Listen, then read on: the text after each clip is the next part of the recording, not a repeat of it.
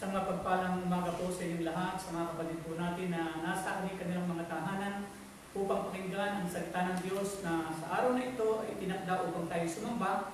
Subalit dahil po sa ang panahon po natin ay sadyang mapanganib, kinakailangan po tayo ngayon ay manatili sa ating mga tahanan at ipapaabot po sa inyo kung ano po yung nais ipaabot sa atin ng ating Panginoong Diyos sa pamamagitan ng kanyang mga salita.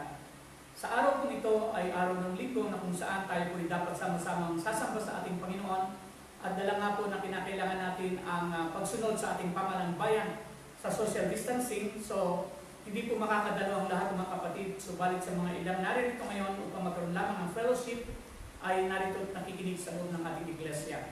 At sa mga nasa tahanan, ating pong tatalakayin ngayon ay tungkol po sa Romans chapter 13 na tayo pong lahat ay dapat pasakop sa mga namiminuno dito sa lupa. Sabi ko sa Tagalog, babasahin ko po sa inyo, Roma Kapitulo 13, ganito pong sinasabi mula talatang 1 hanggang 5. Paggalang sa pamahalaan.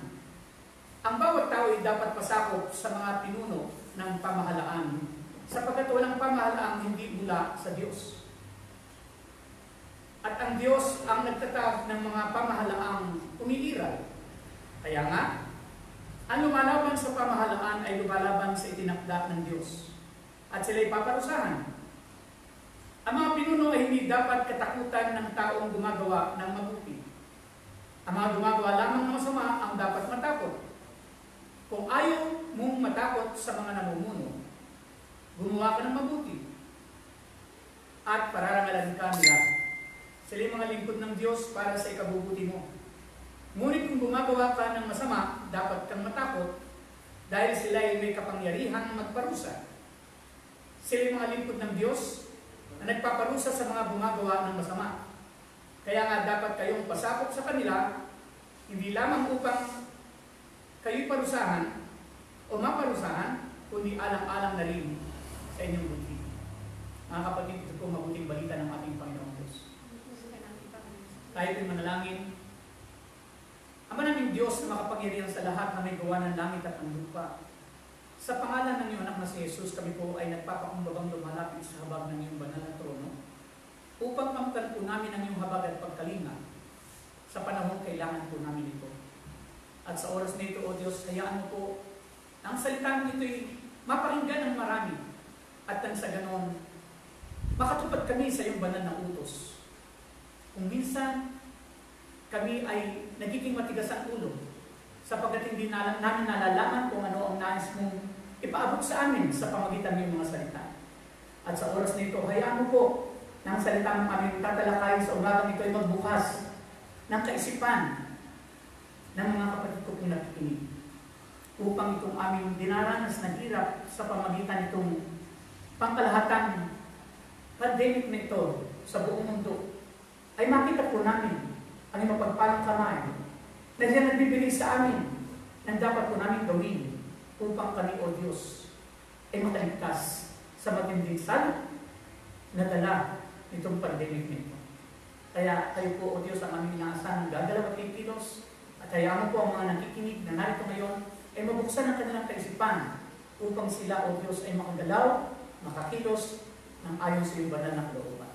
Kaya Ama, hayaan mo po ng iyong lingkod ay pong tulungan na maipaabot po sa lahat ng mga nakikinig ngayon kung ano po ang ibig mo at plano mo na dapat po namin gawin upang matapos na itong hirap na dinadanas po ng aming bansang Pilipinas.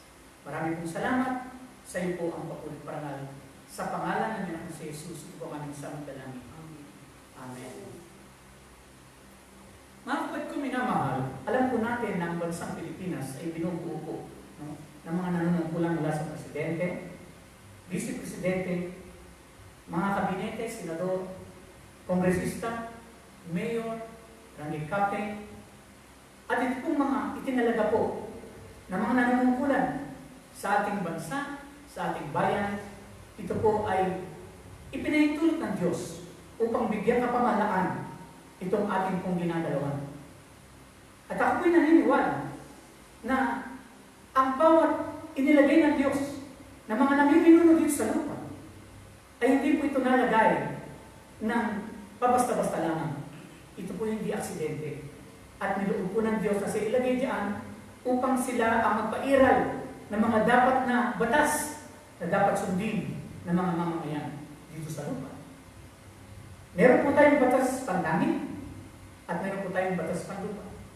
At dito po sa sulat ni Apostol Pablo sa mga taga-Roma, makikita po natin na ito po'y isang utos mula sa ating Panginoong Diyos na ibinigay sa ating Apostol Pablo upang ipaabot sa mga kapatid po nating mga taga-Roma na dapat silang pasakop sa lahat ng namiminuno dito sa lupa. Sapagkat ang lahat ng pamunuan dito sa lupa ay pamunuan na binigay at ginawad ng Diyos sa kanila. Tayo rin naman, sa bansang Pilipinas, ay meron dapat tayong sunding batas na ito'y umiiral.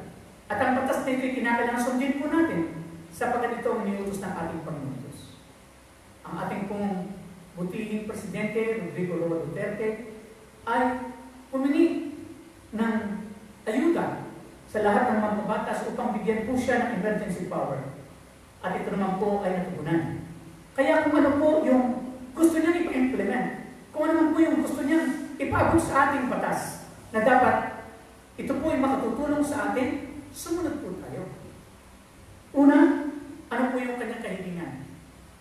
Tayo pong lahat ng mamamayan ng bansang Pilipinas ay kinakailangan po manatili sa ating mga tahanan. Iyan po yung utos na kung saan ito po ay isa sa pinakamagandang dapat natin gawin upang hindi na po lumaganap ito pong virus na kumakalat hindi lang sa ating bansa, kundi sa buong mundo na lahat po ng bansa ay nakakaranas po ito. Sumunod po tayo. Manatili tayo sa ating mga tahanan at nang sa ganon, maiwasan po yung pagkalat pa nito at dadapuan ito.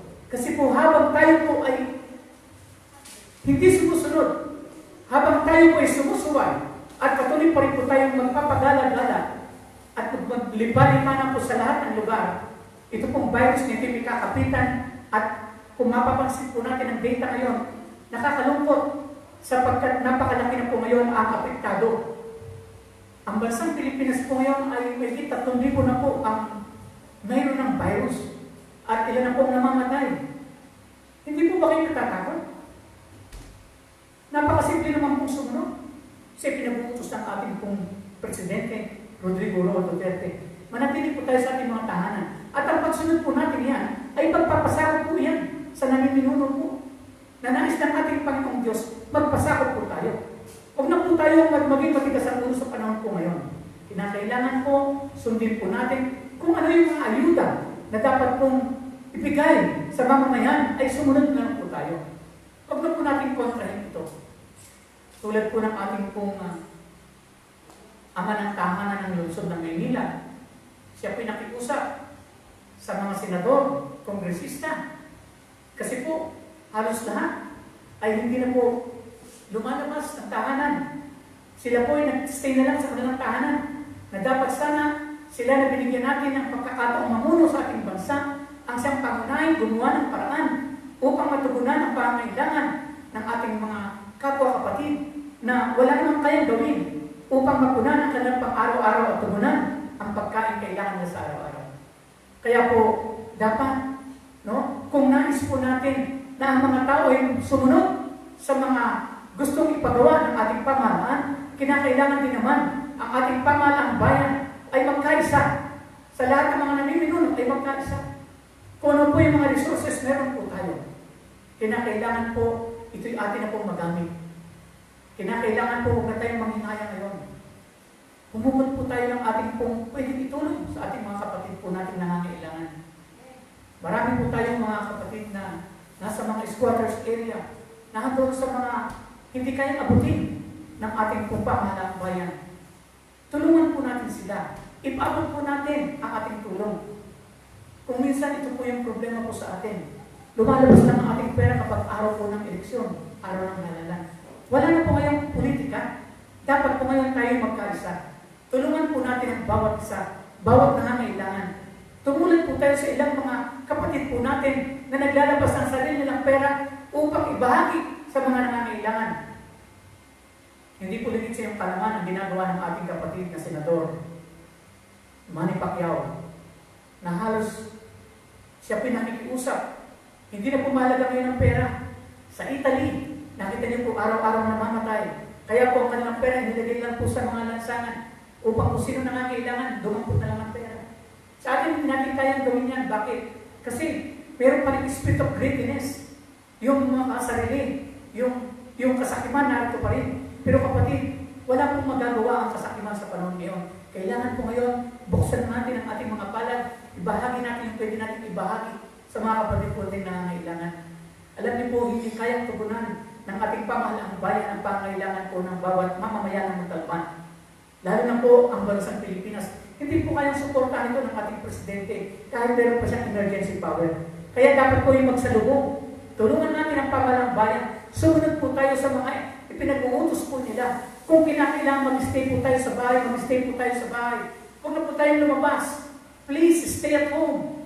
Para huwag na po kumalat pa ang virus na ito. Kahit po mag-extend ang lockdown na yan, kapag tayo po yung magiging matigas sa ulo, labas pa rin tayo ng labas, at isipin natin na tayo po yung magugutom po tayo mag-stay sa bahay, mga kapatid, magkakaubos po tayo. Huwag nating hayaan. Alam niyo po, ang bansang Amerika ngayon, may pinakamagandang equipment na ginagamit para po matugunan ang pangailangan ng mga taong tinamaan ng virus nito. Sila po ngayon, taas na ang dalawang kamay. Surrender po sila. Ang lahat ng ICU po nila puno na. Wala na po silang mapaglagakan ng mga tinamaan ng virus. At nakakagulat po, araw-araw may namamatay.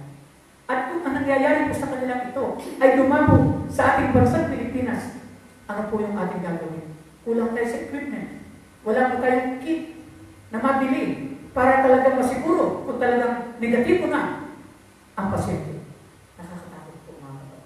Kaya ako pinakikiusap, ang pinakamagandang magagawa po natin, manatiling po tayo sa ating mga tahanan, at ako pinaniniwala ang Diyos ang gagawa ng paraan upang hipuin ang mga kapatid po natin may kakayanan upang suportahan ang ating kakainin sa araw-araw. Ang Diyos po ay mabuti. At sabi po sa mga masasama, siya nagpaparusa. Subalit sa mga mabuti, siya po ay nagpapala. Kaya tayo po mga kapatid, tulad ng ating binasa sa mga taga-Roma, sila pong lahat, matapos pong pagsabi ng Apostol Pablo, sila po'y nag-isip at napagtanto po nila na tama. Dapat tayo pasakop sa lahat ng namiminuno sa atin dito sa lupa. Kaya kung ano po yung pinapairal ng ating pong Presidente Rodrigo Roa Duterte, ng ating mga pong gobernador ng bawat bayan, ng mga mayor ng bawat bayan, mga kapatid, sumunod po tayo. At doon naman po sa mga ilan na mga nanunungkulan sa pamahalang bayan na hindi sumusunod sa ating Presidente, nawa po mag-isip-isip po tayo. Huwag na natin hintayin pa kayo maisumbong. Kinakailangan po kumilos po tayo. Bawat barangay, kinakailangan supplyan natin ng pagkain ng bawat barangay po natin. Huwag natin piliin ang ating dapat na supplyan.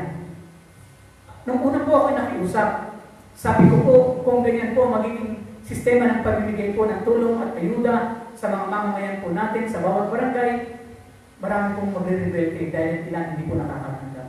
Saan po kayo nakakita dito po sa bayan namin sa Burgos?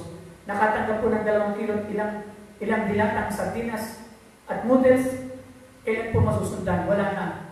Bukas po, total lockdown ang Rizal. Ano po gagawin po nito? Magkakagutom. Baka po hindi po sa virus magkamatay, kundi magkamatayan po dahil sa gutom. Kaya ako pinakikiusap sa ating pong pamahalang bayan, sa ating pong Mayor Dennis Tonton Hernandez. Alam ko naman may kakayanan kayo para tulungan ang ating bayan. Huwag na po nating padaanin pa sa mga barangay. Kayo na mismo, magawa kayo ng task force COVID-19. Financial assistance pa nito or food assistance. Dapat po, bahay-bahay na nating dalhin. Wala po kayong sisinuhin. Mayaman, mahirap, lahat po apektado. Ang nangyayari po, pag nalamang may kaya, lalampasan. Mali po yun. Akala nyo lang may kaya. Sa panahon po ngayon, wala po ngayong may trabaho. Lahat po nangangailangan. Lahat ay dapat bigyan po ng tulong. Kaya kailangan po, lahat ay makakabot sa kinauukulan. Ang mga dapat na tulong na tatanggapin ng bawat mamamayan. Kaya kung tayo po ay nagpapasakop sa ating pamahalang bayan, kayo din naman ay tumingin sa pangangailangan ng tamang bayan. Kailangan po ang makita po natin na makadiyos sa pamamalakad. Sapagkat kung tayo po ay susunod sa ating Panginoon, wala na po magiging problema. Ang lahat po ay mananatili sa kanilang mga tahanan at sa loob po ng 2 linggo, kung ito man ay ma-extend, matatapos na po itong dilubyo ito at tayo po ibabalik na po sa normal na pamumuhay. Kaya po mga kapatid ko minamahal na nakikinig ngayon, ang aking pong pakiusap, manatili po tayo sa ating mga tahanan at habang kayo po nasa inyong mga tahanan, umugnay po kayo sa ating Panginoong Diyos. Ang sabi ng banal na kasulatan, kung ang aking bayan tumatawag sa aking pangalan ay magpakumbaba, manalangin, hanapin ang aking mukha, talikdan ang kanilang mga kasalanan. Ang sabi po ng ating Panginoong Diyos, diringgin ko sa langit ang kanilang mga panalangin, patatawarin ko sila sa lahat ng kanilang mga kasalanan, at ibabalik ko ang katiwasayan ng kanilang bansa. Kapatid, ang pagsunod po natin sa ating Panginoon, sa mga namimano sa ating mga bayan, ito po'y pagtugon sa panawagan at kahilingan ng ating Panginoong Diyos.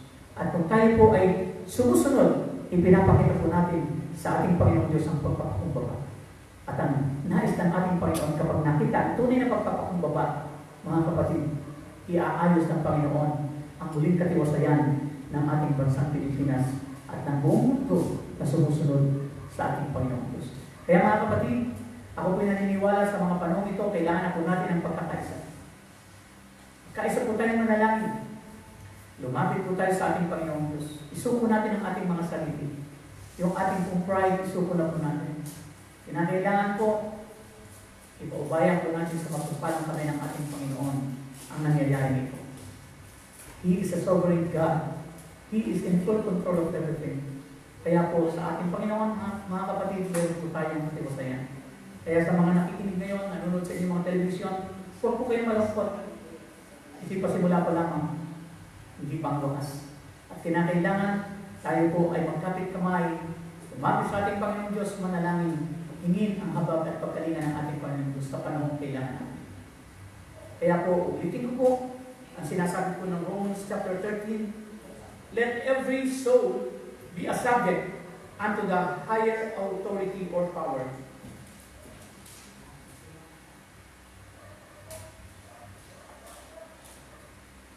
Whosoever therefore resists the power, resists the ordinance of God. Indeed, that resist shall receive to themselves damnation. For rulers are not a terror to good works, but to the evil. Wilt thou then not be afraid of the power? Do that which is good, and thou shalt have praise of the same. For he is a minister of God to thee for good. But if thou do that which is evil, be afraid, for he bear not the sword in vain. For he is the minister of God, a revenger to execute wrath upon him that doeth evil. Wherefore, you must need be subject not only for wrath, but also for conscience sake. My dear brothers and sisters, please submit yourselves to the authority. Stay at home. Pray unceasingly. And let the grace of God be upon us. Hallelujah. Let us pray. Heavenly Father, once again we thank you. We thank you for a minute that we listen to your word. Thank you, Lord God, because you alone deserves the highest praise and glory. That we believe, oh Father God, that today you will extend your hand and touch all people who are affected with this virus. Heal them in Jesus' name. Touch them in Jesus' name. Hallelujah, hallelujah. Father, we thank you. Thank you that you will touch people upon people, that they will remain at home to be able to stop this coronavirus.